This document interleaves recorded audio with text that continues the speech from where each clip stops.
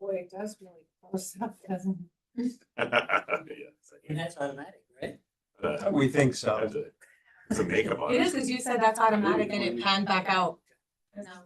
Oh, nice. You're Well, I allowed. see that. You're not even talking. You can't chuckle. You're chuckling. Moving Did the you remember when microphone I- as far away as Are you possible. moving it with Did you want to see your the pores cursor? like that? Oh my I God. know. Yeah, we should, It's like ultra Oh, no, high. now This I'm is not. like Okay, you ready? I'm ready, yes. Okay, the meeting's called to order. If everybody would stand for the pledge. Oops, so they're over there. I pledge allegiance to the flag of the United States of America and to the republic for which it stands, one nation, under God, indivisible, with liberty and justice for all. All right, announcements. For Arbor Day, there'll be a tree planting on April 25th at 10 a.m. at South Buckout Street. And checks over 25,000 this week are those guys contracting for the South Buckout Street sidewalk excavation and replacement.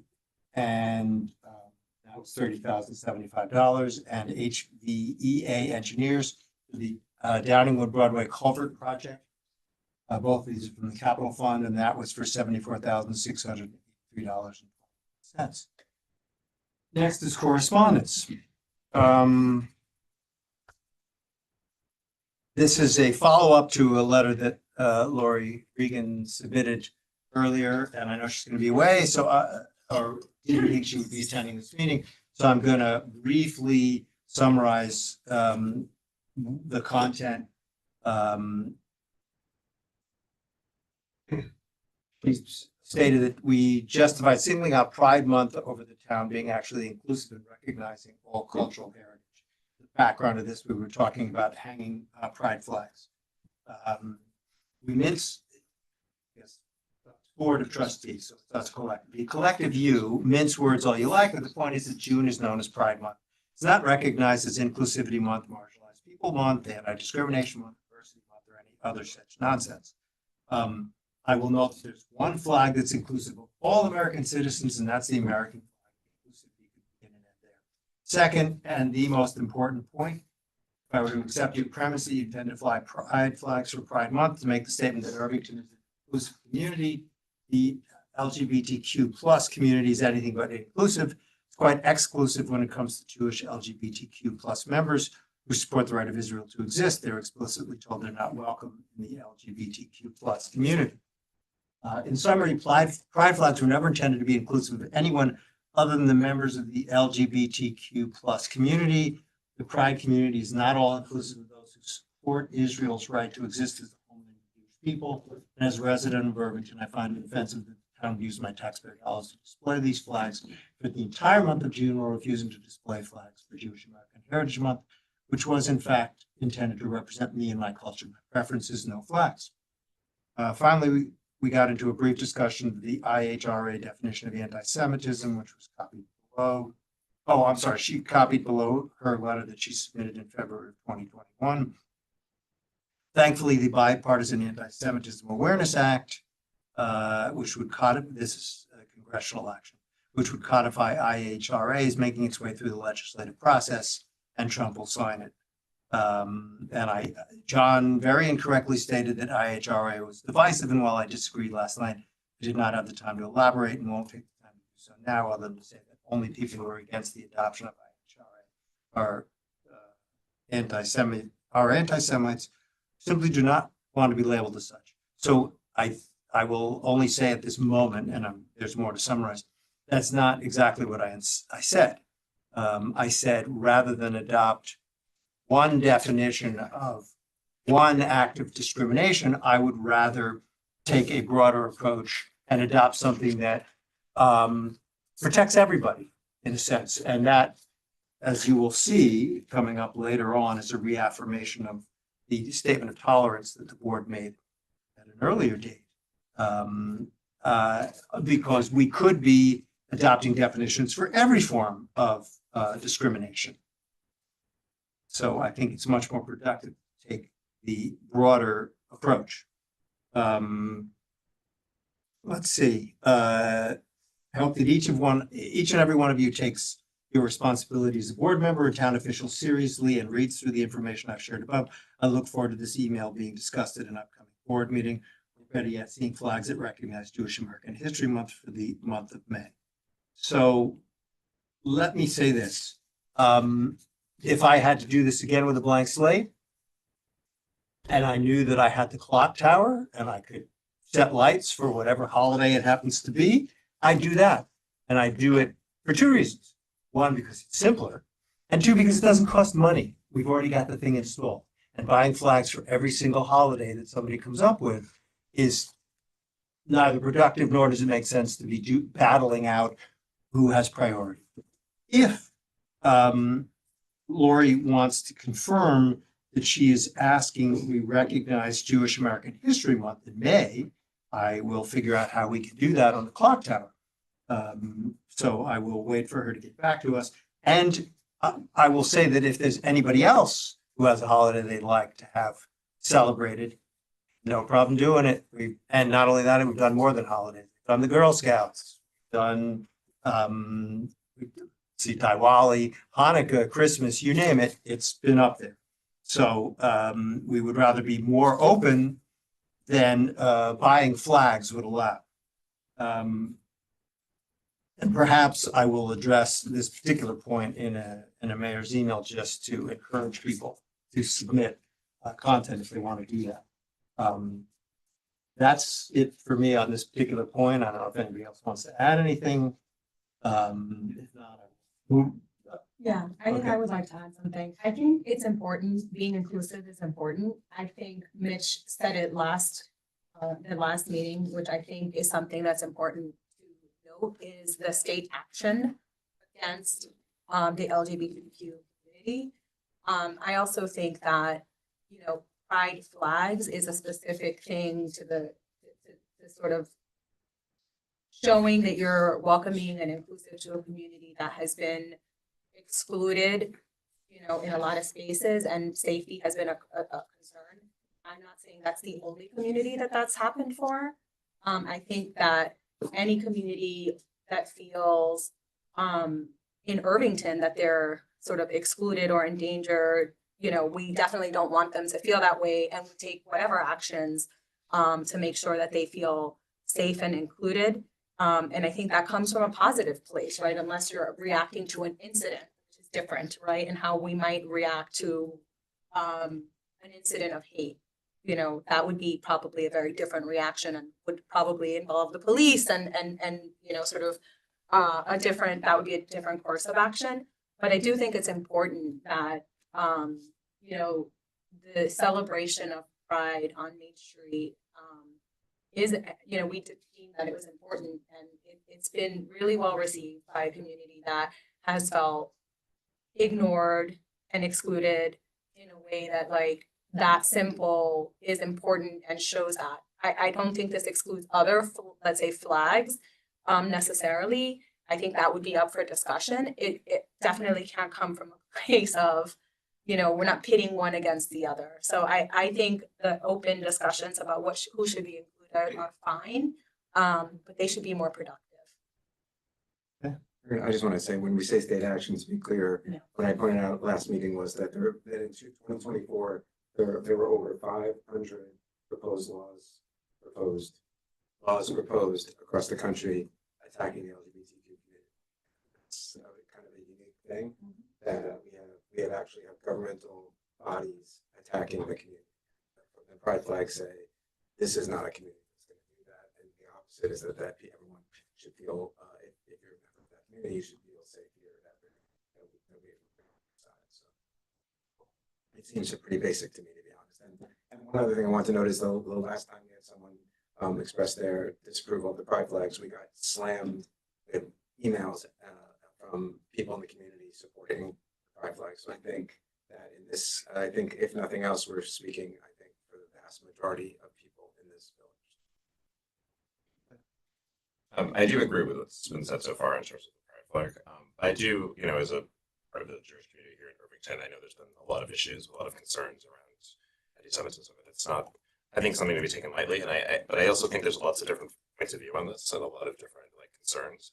I think there might be worthwhile for us to do some outreach. I'd be happy to like reach out to some different community organizations, Pebbles, JCC, like just feel out the community in general and see if there's like some needs that are not being met. Maybe we can have a further conversation. Do a little fact finding first. Okay. But it'd be good to have more.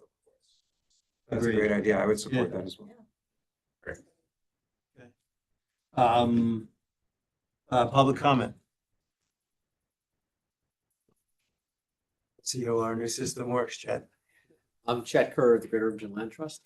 I just wanted to come to the board tonight and just let the board know and the public know who's watching, I know everyone was watching, that this past week, the Greater Irvington Land Trust received a $16,000 grant from the New York Pollinator Conservation Fund to restore and create a swamp milkweed meadow in the Irvington Woods, right north of Herbert's wetland. And this is a grant that we submitted with the Irvington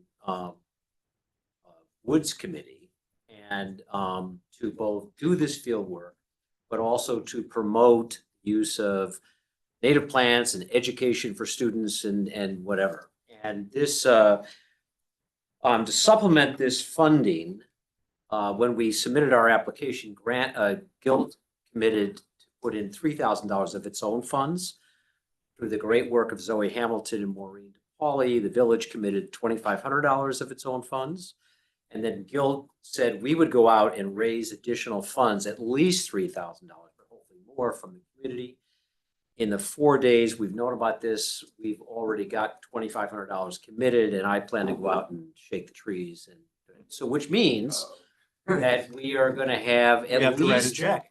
Yeah, everybody watching should write a check. You call me up, I'll tell you how to do it. But what it means is we're gonna have at least $25,000 put in this project, which will be involving the Woods Committee, students that are working up with the rec department, and broader members of the community on this project, which is gonna be a really fabulous one. And I just want to say that a couple things this does, I think. One, I think it supports and validates the good work being done by, I think, Guild and the village of Irvington, promote the use of native plants. And I just, congratulate the board. Just 2 weeks ago, you voted to create a new native plant policy for the village, which I think this really dovetails that really well.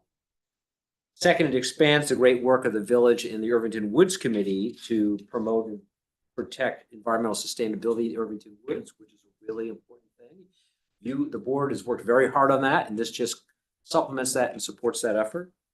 And then I think it increases the opportunities for field work and education for Irvington students, which Maureen DePauli and CJ Riley and the other members of the Woods Committee have worked very, very hard on.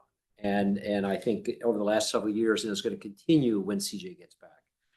So I want to specifically recognize Warwick Norton, Zoe Hamilton of the Irvington Woods Committee, and Maureen DePauli, who's the superintendent of the rec department, for their good work to make this happen. So that's my point. Okay, Thank you. Thank you very much. thank you. And it was actually a good segue because I was going to mention your native plants policy. Don't worry, I won't keep you more than 60 seconds.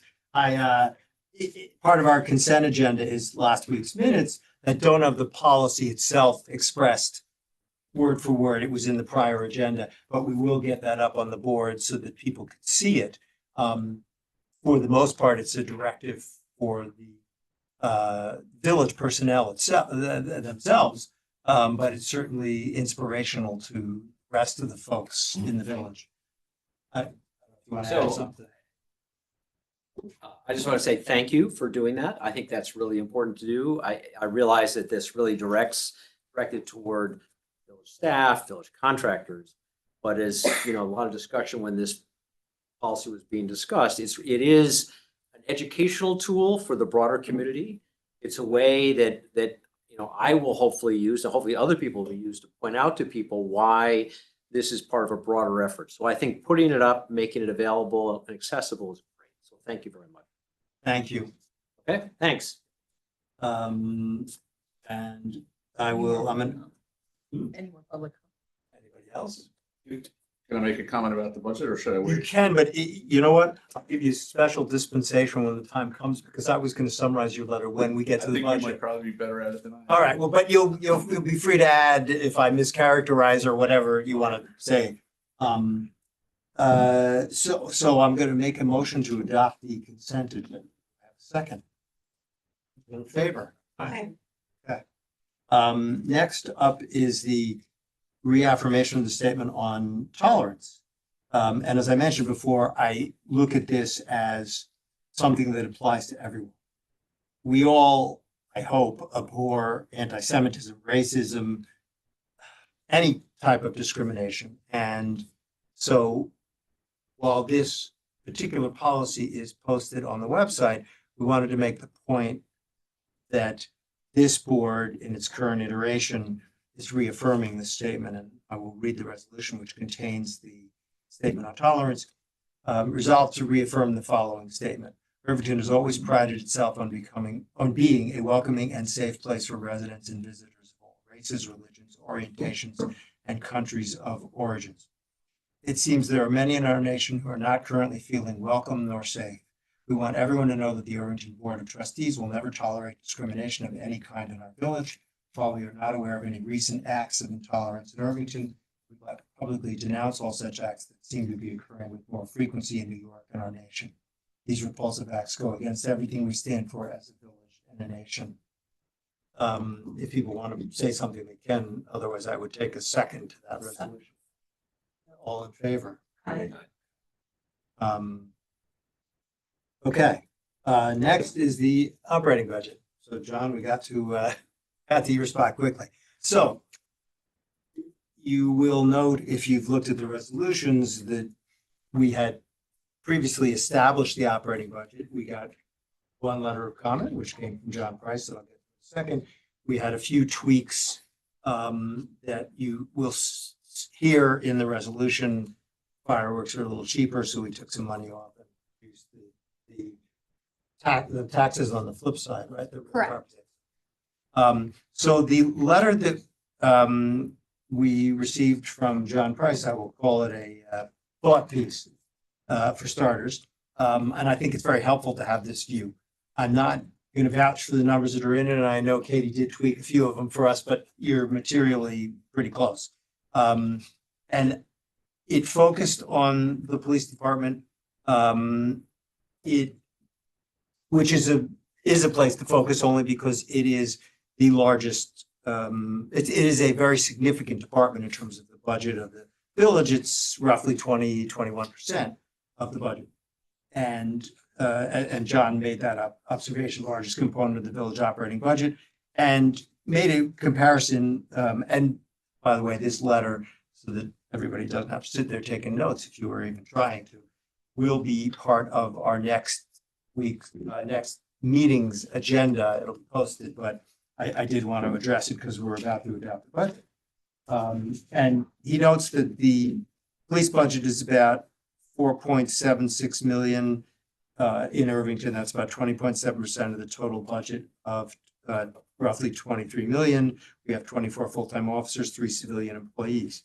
Dobbs Ferry, and again, both of these are tentative, has about almost 5.2 million, which is about that's their budget, about 18.9% of the total adopted budget of 27.34 million, 27 full-time officers and 2 administrative personnel.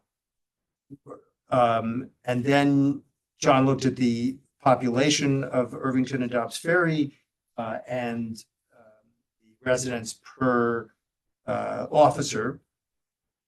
And Irvington's got about 56% of the population of Dobbs, and police department is Irvington's police department is about 92% of the Dobbs Police Department budget.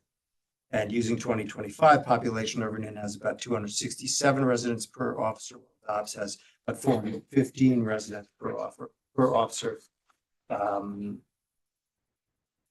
And he, reasonably posed the question: so why is the village of Irvington Police Department its budget so large when compared to the village of Dobbs Ferry? And also noted that the biggest expense for both departments, that's Dobbs and Irvington, is personnel. And just as an aside, you asked, why we had to have the puppies behind bars or a few other things. We're not actually doing that. If we do it, it'll be done as donations. So that was carved out. So my short answer to this is it's definitely worth looking at. We're probably not gonna do that, try to do it tonight. But the short answer is the population and the geographic size of a village isn't always determinative of the number of people you need as personnel. The people here and our predecessors, as we assign functions to them, for example, we're debating how do you enforce fishing? How do you keep people who don't put their dogs on a leash in the various parks? How do you enforce that? And that's more time, that's more personnel, that may even be more, maybe not another vehicle, but devoting a vehicle to that. But the prime determinant is people want, so I believe, 24-hour service. And to do that, you have to have certain staffing levels. And I'm not just directing this to you, John, because these questions, it's my second go around as mayor. And as I was entering the first time, there was a committee that was actually looking at this and many other issues. So I know it's not a new observation, but some of the restrictions that make it hard to compare based on either population or geography relate to how do you staff that time? How do you keep enough officers at a given point in time to make sure everybody's safe? And if that's, 2 officers in somebody's desk at any point in time, that leads you to the number that you may end up with. We would have to make a different decision. And back then being, I don't know, about 14, 15 years ago, there was some discussion of, hey, should Dobbs Ferry and Irvington Police Departments be combined? You could make the same arguments for IVAC or for DPW or any number of other services that this village does. And quite honestly, you could make the argument that it shouldn't be a village at all, which was made by the state probably when they put the tax cap in. It was really intended to make it very painful to be a village and try to provide the services while slowly strangling the resources we can devote to it. Although we can't override that cap. So I guess my short answer is it's not a simple answer. And I don't, they talk about Social Security and Medicare being the third rail of national politics. I think talking about consolidation or doing away with village government is probably the third rail here. I'm not running again, so I can step on the third rail safely. But that to me is sort of, if you're really trying to solve this problem, that's something you have to look at. How do you have shared services across a broader geographic? And for those, if there are police listening now or later, not singling you out, it just was the subject of this letter, and that is something that we need to figure out. So that's on us and our successors to do that. I don't know, do you want to add something to that or? I could briefly. Sure. Briefly. So it is an appreciation of what goes on here and what our police do for us and everybody else in every department. And I think the budgeting process is hard and it's murky and it's tough to drill down. It's finding a diamond in the rough, I guess. But when we look at what's happening nationally, winter is coming, right? So we know what's going to happen. If you looked at don't look if you haven't looked yet. What happened today? We have pressure on the bond market, the stock market, the oil market, every other different thing. And funding is going to be cut. It's going to be challenged, and taxes are always challenging. My point in looking at these two side by side, and I spoke to several of you, and I spoke to Katie just to make sure that my numbers were actually in the ballpark, or right stadium, maybe wrong seat, but in the certain section. And to look at it and say, does Dobbs, it's to promote a discussion of how do we have certain requirements. Do they have the same ones? Do we? And the numbers for Dobbs came out to be, compared to Irvington and the landmass and everything, remarkably similar. I didn't extend it to Hastings, and maybe it doesn't make sense to do Tarrytown, but it doesn't also have to. The police department caught my eye because it is 21% of the budget. And you're like, wow. And then you look but in the tools that we now have out there with AI and other things, we can start to look at these comparisons a lot quicker and easier and with less man hours. And it might behoove us to look at going forward a solution of, vehicle count, equipment count. The budget's a little tough because it doesn't really tell you, there's no balance sheet attached to either, the village really, loosely property value. But it doesn't really tell you the balance sheet of each department, meaning in discussion, how many vehicles, how many trucks do we have? How many do we need? I looked back in the day at the Vector truck. I heard it came out of retirement for the first time in a year last week. And that is an example of something that maybe we don't need so much going forward, and we study these things and share something like that. I'm not a super proponent of shared services. I respect what people have, the work that they have done. My thought is like, can we look side by side in our next budget process? And Arlene had said, we're coming up again to the capital budget for July. And maybe that's where we start looking at how do we stack up with other villages and how are they doing it? The one things I noticed Dobbs has motorcycles. I'm a fan. But I also noticed that they have volunteers and that their volunteers, they may be able to do something with that. I would imagine we're under the same guidelines, same restrictions, similar unions, other things. So the letter, the email, albeit very late, was to try to just say, maybe there is something that we can come up with a process where we're seeing where we're in line, where we're out of line with other things, because I'm not a police expert and not a DPW expert. So maybe I don't understand what that equipment is as it relates to other villages and where they're saving money or where they're spending money and what those needs would be. That was the entire intent of, Am I remembering correctly, you're on the facilities planning committee? yes. So one aspect of that will be to study the various departments, particularly the ones we prioritize, fire and police and DPW, to see what do they need as opposed to what do we have. And that might be an interesting sort of another avenue for how do you approach this? It's like, okay, we got, certain number of police officers, a certain number of cars, but what do you really need?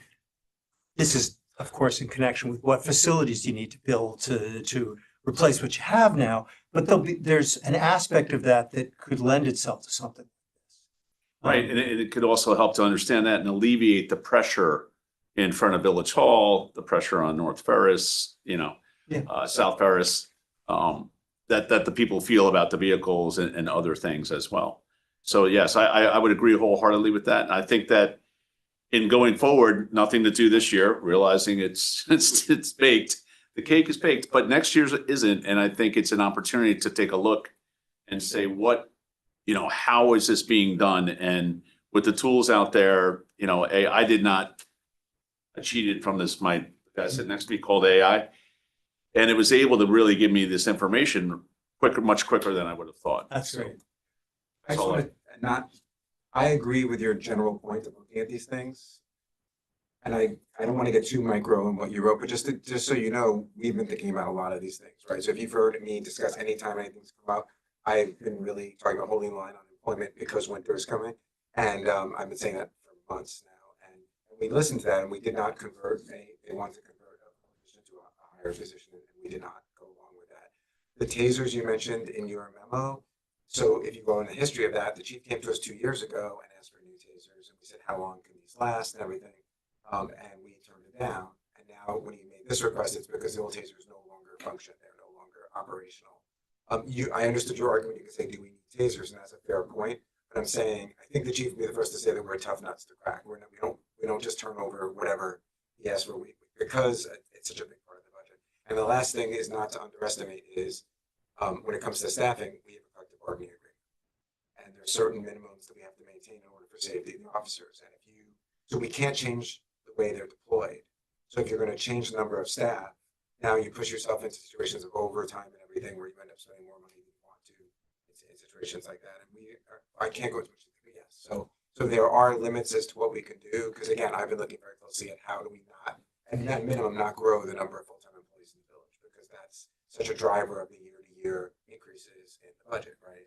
So it's like a basic thing. So I agree with your overall point that we should be looking at these things and seeing if what we have is what we need, and let's jettison anything that we don't. But I wanted to say, I think it's a little bit, it might be a little bit more of a challenge in some places than you realize, just from doing like, oh, look, here's the budget, this is what I see. Right, no, I understand, and that's why I wanted to compare it and contrast it with like something like Dobbs, and I love the weeds, you know, we can get into them, but it's, so that's the main premise, and again, it doesn't necessarily have to be, maybe there's a way that again, with technology, that we can actually start stacking these things up next to each other, and not even about shared services, but just seeing where our outliers are versus other villages. Everybody loves it here, we love our police, we want to make sure we're well protected. But there may be an opportunity where we can, you know, shrink in the light of less dollars coming in down the road.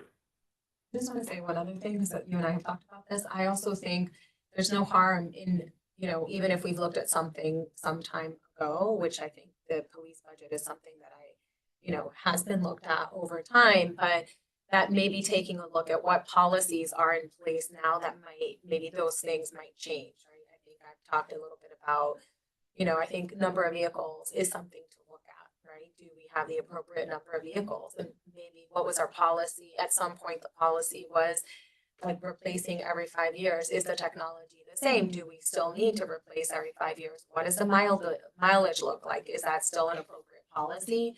So I do think it's important to revisit.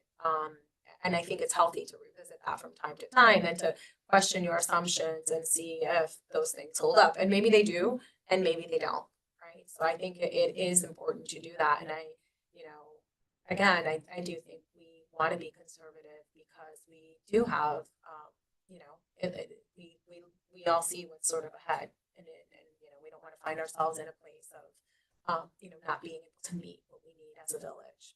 Right, agreed totally. But thank you so much for your time. Thank you. Yeah, thank you. Okay, there are no further comments on the budget itself. I'm going to read this. Is there somebody online who wants to speak? No.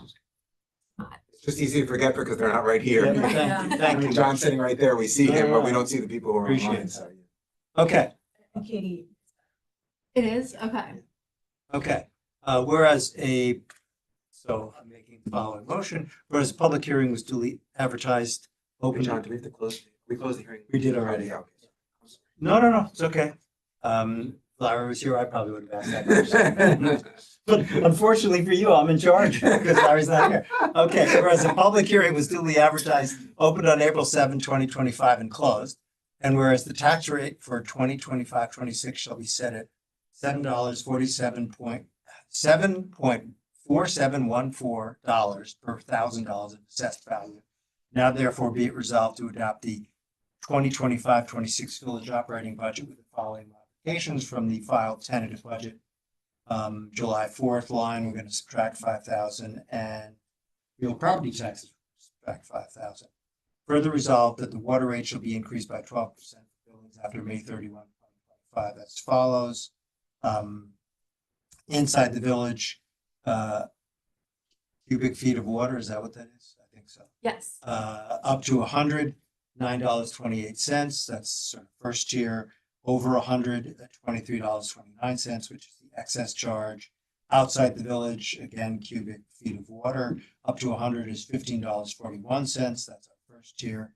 And over 100, those are gallons, I'm assuming. No, It's units. units, okay, all right. The rate is 38.60, which is the excess. Do I have a second? All in favor? Alright. Just to note, in case anyone is tuning in for the first time, the water rates are reflective of what we get billed by New York City. We don't make up Correct. these numbers, so. Yep. Okay, village attorney retainer agreement. I guess it's set forth in the resolutions, but it's the basic rate. And we're rolling over the same agreement, but it's the a rate for general consulting legal work of $185 per hour and $240 for services outside of the basic retainer, which I think are in general litigation, escrow, tax cert, and planning board work. And the document itself contains a 60-day, I think it's mutual termination clause. So if there are no questions on the document, I will read the resolution. Resolved to approve the retainer agreement with the firm of Stessich, Murphy and Lammers LLP, providing for an hourly rate of $185 per hour for basic retainer services and $240 per hour for services outside of the basic retainer, and authorize the mayor to execute said agreement. Do I have a second? Second. All in favor? Aye. Good time to say thank you very much, Mary. For all you Yes, do. thank you. Okay, now, do we not have the joint paving agreement yet? Because I'm assuming this is one I'm gonna have to skip. Right, we're skipping it. Okay. I think the engineer is still Yeah, we're waiting for Ron reviewing. Engineering, so it'll end up on the May 5th. Which takes us to reports of board, standing committees and officers. So these are not the most exciting things for me to report, but actually, I take that back. First one's very exciting. There is a proposal for a survey at the streamlining committee that was distributed to all of you. It'll probably be on the May 5th agenda. It's $5,000 to, and for those who don't know, the streamlining committee is looking at how do we improve the process for building-related approvals. And this survey will reach out to the community, to people who within the last 2 years have had a building application, or architects, I think it was architects and builders who have been involved in the process, and give the committee in particular, and PACE land use, which is advising the committee, a perspective on what the community thinks. If I'm remembering correctly, and again, this is from having read through the proposal, it will be anonymized in terms of comments that come in. So, and we should emphasize that when it goes out, because I do want people to participate. I think I fall into this category, by the way, having done a renovation. So you see if you can find my comments when you get it. In any case, if anybody has thoughts on proposals they got, you don't have to give them now, but you can always email them to me, just so that we know we have the thing lined up. I want to say something. Yeah. I think it's really important to do this survey, especially because we want to have a baseline. You want to know sort of where we started off, what the sentiment in the community is. Similar to what we did with the police review, right? So when we redo that survey, we should have some comparative data. I think it's also important that we line it up with the PACE work. I don't know how we can do that, but if everyone, I think if we're all on board, then maybe, we can kind of say like, yes, we're gonna. Yeah, the work could be started. The work can be in the meanwhile. started, yeah, in the meanwhile, especially determining it's gonna be important, sort of like what the survey looks like and getting the right input, because, I do think we want to know what the sentiment is, and we also, for the committee itself, to sort of see what the community thinks are the problems, right? So that we're working in tandem and we understand they can address the issues. And so we don't want to have a big miss. So I think the community input is very important. And I think, as I emphasized to you, David, when I wrote back to you, we as a board didn't give you a hard deadline when you must get back to us as a committee. So if you have to wait, an extra couple of weeks to make sure the survey gets done and the committee can consider it, you'll do that. Because I do agree with Arlene. I'm not necessarily looking for people's sentiment. I'd love to hear, what was an actual problem. Everybody likes to complain, unfortunately, when they can. So, anyway, all right. One other thing. This was not so exciting, but we finally got the sewer agreement from Greenberg, trying to extract for 2 years. Yeah, something like that. Yes. Yeah, probably more than that. We will get presumably get I put the billed. bills in the mail today, so. Nice work, okay. And for those who are the least bit curious, part of unincorporated Greenberg relies on our sewer system, so they have a connection. And they pay us to do that. Or theoretically, they pay us. Now it will be more than theoretical. Okay, we want to start? Ken? Yeah, I just actually Yeah, go have ahead, more please. comments about the survey. Sorry, course. I'm jumping in. But problem. I just wanted to reiterate that the survey process, I think, in agreement that I think we can move to put it on the May 5th Okay. agenda without further discussion unless other members have issue. And I just wanted to reiterate that we've engaged with the survey taker before, and this person has a really strong history of getting community engagement, right? So for the police reform survey, we had over 900 replies, which is That's really great. high Yeah. for online surveying. And this is meant to address, you know, the challenges that we've heard so many times about the buildings and the streamlining process, which is people worrying about sharing the information and their experience with the process based on maybe future work needing to be done. So I just wanted to reiterate support for putting that and moving it forward, just so we can move forward with streamlining.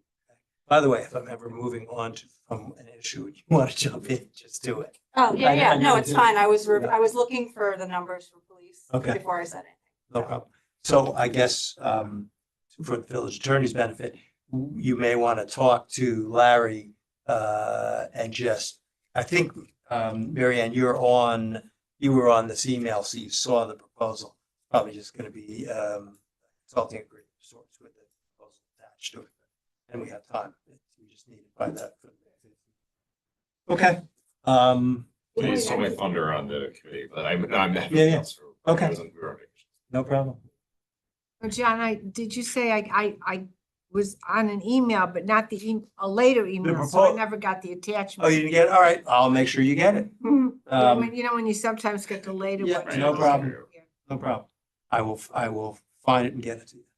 Did you have any other reports? Me? Josie? Yeah, as a result of the outreach from Greenberg Supervisor Paul Feiner, we were able to connect him with a member of Green Policy Task Force, who then connected him with the Westchester County Department of Environmental Facilities. And they had a conversation on April 19th, which was a taped cable show about recycling initiatives and plastics recycling. I'll distribute when it's edited, but it was highlighting the concerns that Paul Feiner outlined about, you know, how much are we actually recycling and are we Yeah. doing a good job of that? So I'll follow up on that. And then for our DPW, a number of repairs, including stormwater drainage, work on the South Astor Street traffic flow project, and power restoration. That's all I have. Mitch, you have anything? Yeah, I just wanted to mention, you know, the tree preservation committee, I go to the meetings, and everybody thinks report because they're just, you know, processing applications. But they had a really good discussion about the native plants, you know, the policy. So yeah, I thought that was really good to get. The theater commission met as well, and I mean, they have great plans coming up and everything, but all eyes right now are on As If this Saturday. That's the short film, All Shorts Irvington Film Festival. It's Saturday, April 26th at 7:00. It's really an amazing event, and it's the first time it's here since the pandemic, right? Since they closed for the pandemic. So we're trying to get people out. It's just an amazing event. They get films from around the world, and it's just, please tell your friends, tell everyone to go. And I went to the library board meeting, and I forgot to read my notes, but March was the largest month they've had. It was at pre-pandemic levels as far as visitors and stuff. Their programs, they served almost 1,000 people last year in March in programs and everything. And I just like to remind, I think they play such a large role in the contact point for the village, especially for families. And they just do an amazing job. So I just wanted to note that. The Irvington Rec Department and the PBA hosted the spring egg hunt, and I went for a little bit, and it was adorable. It was super fun. All the kids had a great time there, and they did a great job. So good job, you know, PBA and the Irvington Rec. And then just Green Policy Task Force, also because I attended they did the aqueduct cleanup, so about 30 people showed up and we did a lot of work for 3 hours, clearing a lot of invasive plants and taking down invasive trees. And there's gonna be a community garden planted, it's on the aqueduct north of Main Street School. So Great. look out for that, and also for opportunities to volunteer. Okay, want to do both the village administrator in absentia and the village clerk treasurer's report? Yes, no report from village administrator. I have 2 items. So the Office of the State Controller released their 2024 fiscal stress scores. So they calculate the scores based on information that we report to them based on our financials. So we get 2 scores. One is an environmental stress score and the other is a fiscal stress score. The lower the score we get, the better. And the range of 0 to 44.9 results in a designation of no fiscal stress. So the score we got for fiscal stress was 3.3 and our environmental stress score was 6.7. So we did very well. And then the second item is our capital budget process has began. So last Monday, I sent out the request list to the department heads. And once they submit all their requests, I'll compile them. Larry and I will go over them, and then we plan to first present them to the board, like a general overview, probably sometime mid-May. Get started. That's great. Thank you. You're Okay, one more round of public comment if anybody has something to say.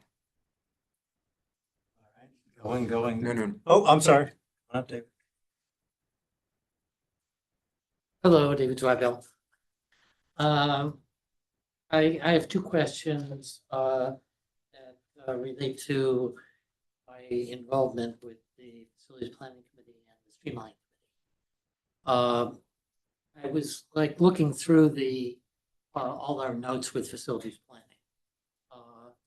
And it seems that we never ended up officially appointing a liaison from the board to that committee.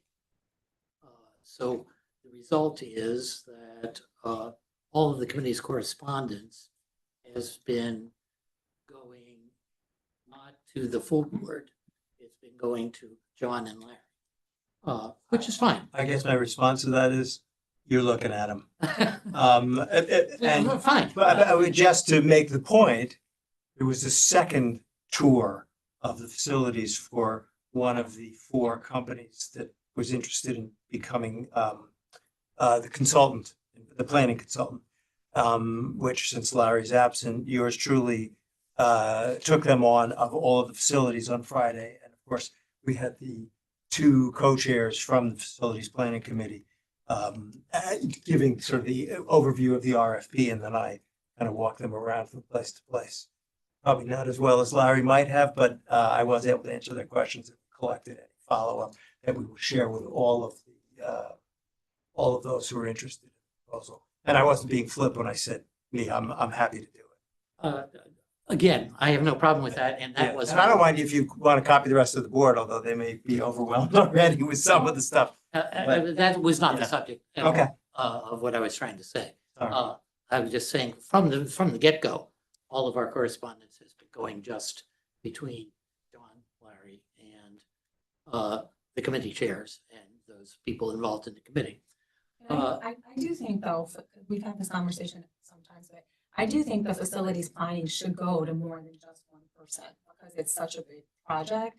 So I think that they should copy, that the Well, chair should be copied. But I let me don't continue. disagree with that, but I defy anybody to find an email that you desperately should have gotten already, because everything we've done when we have established the schedule, if you will, for getting a consultant on board has been published with all the dates, with all the people, and with the times that they'll be attending. I'm not sure that I can recall another email that was so critical Otherwise, I would have pushed it to you guys. Yeah, no, I don't. But like I said, they And can that's not happily what come my here. question is here and not why I'm. Well, you just opened a can of worms, so. And I realize I'm opening a can of worms. But the sort of getting down to the real can of worms is that in noticing this, I'm realizing that these initial meetings with that committee, Mhm. and I'll go into streamlining shortly after this. I'm trying to make this quick. Essentially, we're dealing with the people who are not going to be here when the BOT, which will be here, and the administration, which will be here, is not going to be here. So give us your question. So my thought is that I would like to see the BOT appoint a liaison to specifically a facilities planning committee that is someone who will be here after November when decisions will be made about what's these consultants are coming up with. That's fine. And To preempt, by the way, your same question for streamlining, pretty sure that Kent has that because it falls into the building department. yes, And as far as facilities planning committee goes, my goal was to get the thing off the ground, get to the point where the board will then interview the primary candidate collectively and then have a negotiation over finances. If you want them involved in every bit of minutia in the interim, no problem. I'll do that, but I advise against it. I would rather have all of you have the opportunity to do all the other things that are important. But if you want them following me around when I walk these people around or sitting in on meetings where we talk for the third time about the nature of what's in the RFP, everybody can do it. I'm not excluding anyone. What? I welcome the opportunity. I'm not always available. Yeah, that's fine. I'm not excluding anybody. My goal here is not to waste people's time. trust me, And I John. do understand that I won't be here come November. But if we haven't selected the consultant and we haven't selected the village administrator replacement in the next 3 months, then we have much bigger problems than whether or not everybody got to attend the meetings that they wanted to attend. So I assure you that there will be focus and is focus, not only on my part, but on everybody else's part who flank me. I could not agree with you more. Trust me, in my experience in life, governing by committee is not a plan. And we don't want too many cooks at all. All I'm suggesting is that for these basic initial discussions, like actually, can I bring up that the last meeting that we had for the streamlining committee, I was very pleased to see Josie and Arlene and Kent and you and Mary Ann there, because, Mary Ann's going to be here. Larry Oh, well- isn't. Well, what makes you think that won't happen with the facilities planning committee? Well, Why don't you give us a that chance? is working, but in terms of these going down the line, I would like to see that a liaison for facilities planning be someone who will be here, and that maybe there is an administration official, Katie, Mary Ann, whatever, that's also involved, so that when Larry is gone and there's some question about, oh, we discussed this, there's somebody else who has a little of this institutional knowledge Okay. From the past experience. Okay. I would really be happy if Katie could join one of those meetings, or Mary Ann, and be on the email list. Again, I don't want a big committee. I don't want 20 people. In fact, facilities planning is a little bit, or the streamlining committee is a little bit top heavy with people. And that's going to be very difficult for us to get sort of, concise agreements. Thank God for the PACE people who will hopefully synthesize stuff and bring us to best practice rather than what we need or what we don't need. So simple request is, can we make sure that both of these committees have involvement from staff and BOT that will be continuing past November, because that's when the decisions are going to be made. And hopefully they will have full background. Okay. Okay. And nothing wrong with what's gone on in the past. No, I get it. If you and I get Larry it. were not leaving, I understand. I wouldn't even bring the subject up. I got it. I got it. I got it. No, Okay. no offense taken. I understand that there will be a process, but, and I'm in agreement with what you just requested. Anybody who wants to attend any of the meetings, happy to have them attend. Anybody who wants to see all the emails, happy to send them. I'm not gonna look backwards, easier to look forward. Since I don't send the emails out other than to share them, and Katie is often on a lot of them, I would, when you send them or when your chair send them, actually, your chair does copy the board on many of these things. The two chairs of the FPC committee have copied the folks on either side of me on almost everything. Well, being in both those committees, I will ensure that is, people don't get left off the. Yeah, okay. It's fine, no problem. Okay. Fair enough. Thank you. Thank you. Anybody else? Quite a Yeah. question for information. There a notice, property is the subject of an application for the village urban planning board. Just saw it today. I'm not familiar with that process. I looked online, referred me to the village site to get more information, but I couldn't find anything. It's on properties on Station Road. And you want to? Yeah, the planning board meets the first Wednesday of every month. Okay. And That'll be so good. the matter, that's when the matter would be on Okay. for the first time. I'm not familiar with. which one you're But in the talking about. interim, you can also get, usually if they've notified you, you got a letter, I'm assuming, yes? Well, even if they haven't, you can go to the village website. Right, that's what I was about to say, Sure. and see the I didn't anything. plans. If you could point me to the Well, wait right a minute, it's location. it's probably too early for it. Okay. What's today's, yeah, probably, I would say probably, I don't handle notice or anything. But starting next Thursday, Thursday? it should be posted, and if you go to the village website, where do I find it? There'll be planning board documents, and then it'll have the applications, and you can see the applications there. But the meetings are on, it'll be the first, always the first Wednesday of the month, no matter what, even if it's the night before And the they're 4th of usually here. July, you know? Yeah, and if you, And they zoom in, actually, most of the public zooms into Zoom the in? planning board meetings. and if all else fails, assuming you have time during the day, you can always knock on the building department's door upstairs that way. idea. Okay. Very good. It's not easy to find, but I think I did find it. It's under, on the top tab, under government. Uh-huh. And that opens up a tree of all the different boards and the board and everything like that. And if you go down, the planning board is about halfway down. Okay. And if you click on that, it has the members and some information. And then there's an annual schedule you can click on. And I think you're saying that the agenda goes up like a week before.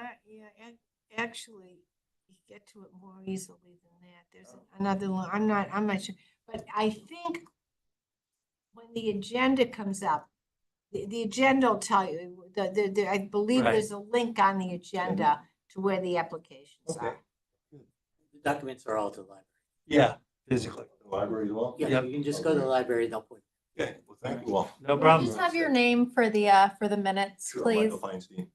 Thank you. Very good. Thank you. No All problem. right. Anybody else? For public comment? Anyone online? No one online. Okay.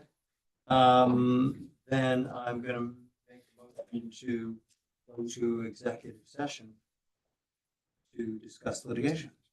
Second. All in favor? Okay, so